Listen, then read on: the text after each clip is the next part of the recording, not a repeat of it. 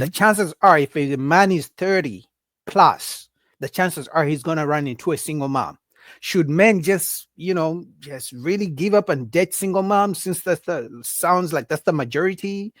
Should men just, because there are three types of men, in my opinion. There's a type, and I think I have someone in the chat, King Breeze. King Breeze just Mhm. literally talked about it. Should men just give up? There's a type of men who are giving up on dating and relationships. Mhm. There's a type that has hope. They're hoping if Jeff talks to the ladies, they will understand. They're hoping if she gets 45, she will be old and less options. Maybe she'll give me a chance. There's that type of man. And obviously, there's a type of man who, getting on the plane, Mhm. trying different countries, different cultures. Mhm. So should men really just go for the single moms? Like, at this point, what should men do? Oh yeah, and I hope in September I'm going to try to. I have it on the list. I have an episode that's going to be coming up in September about the pros and cons of dating single mothers, and if it's a good deal or bad deal. And I won't spoil it too much, but I will say is it's tough because obviously it comes with some risk, right? It comes with the risk of getting attached to children that are not biologically yours, and if the relationship doesn't work, you have no rights.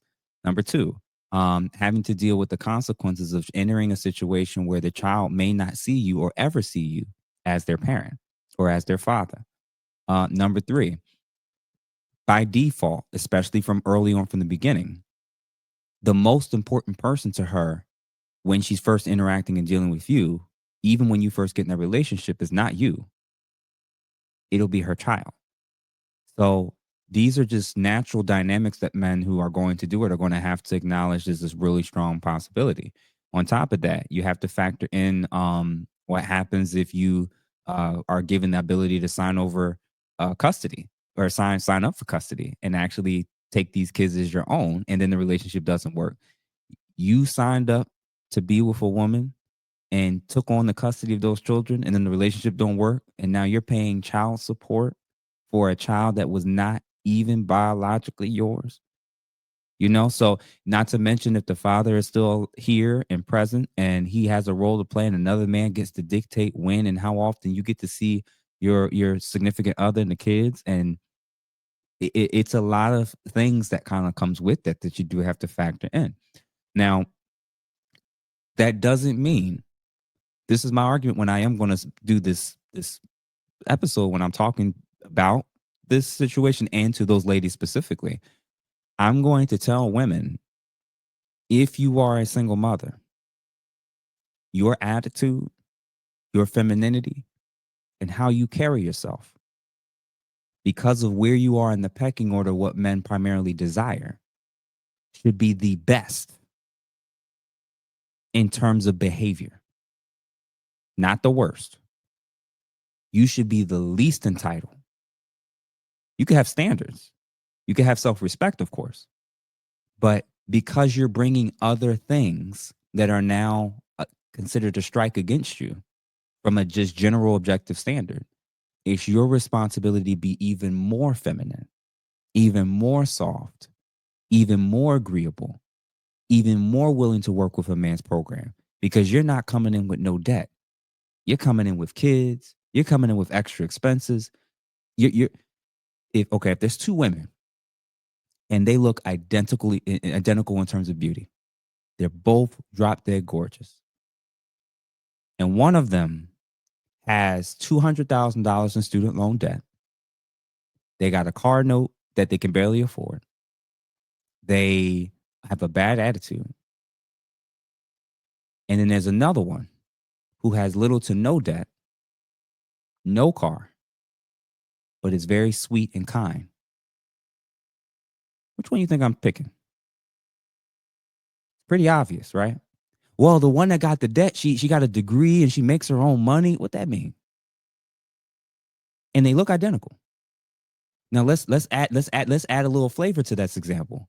What if the one who has all the debt and the bad attitude and all this extra baggage and stuff that comes with her, she's a 9 or 10 in beauty, and the other woman is a 6 or adjustable 7, but she's kind, she's feminine, she's supportive, She's willing to help.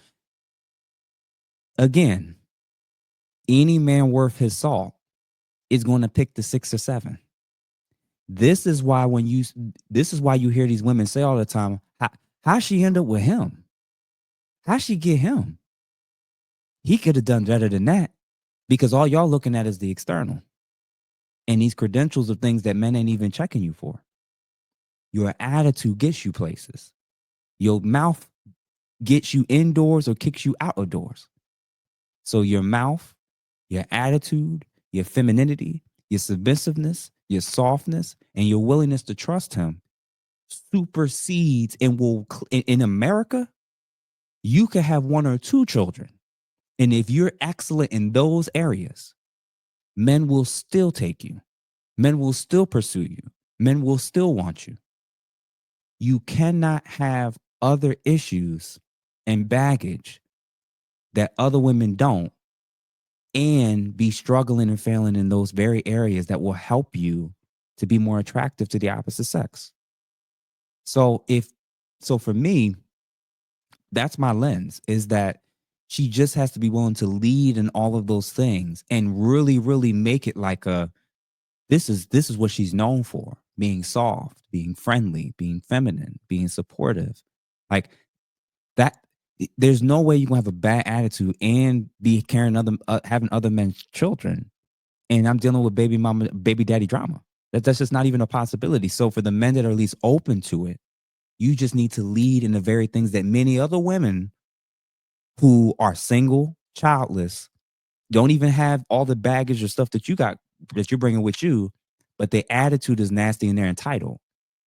She gonna stand out. So that's one. Now, you mentioned there's other options for men. Yeah, you're right. There's men that can just be like, nope, I'm not dating baby mamas. That's their right. Just like there's baby mamas that will or won't date men who have children. I think it's delusional when you have a child of your own and you say that you won't deal with you won't deal with the opposite sex who has children. I personally think we should start supporting blended families.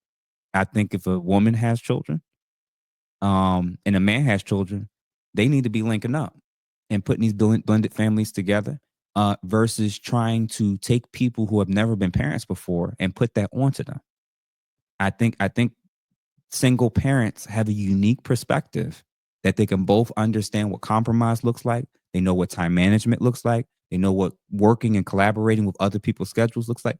I think that we need to actually push single parents closer together if they couldn't do it right with the original biological parents of the parents of the children that who they had it with. So I actually would personally push that. And then lastly, in regards to what are the men that are, obviously you can go to other cultures or other countries to find women. These men that are sitting here in the US and have made a volitional decision to be a genetic dead end. That's their right. That's their choice.